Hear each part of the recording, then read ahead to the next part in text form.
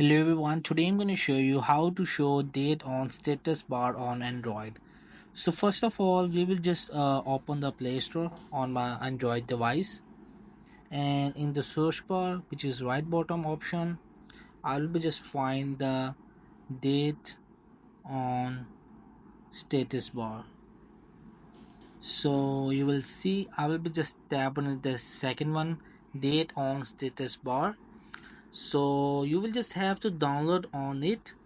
I will just already download it, and I will be just finding my date on status bar. Just tap on it as well, and you will be just tap on it this settings and just turn it on the show time or show notify when phone start up.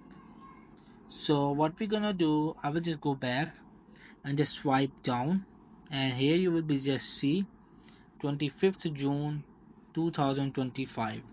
So in this way you will just have to show date on status bar on Android. That's it.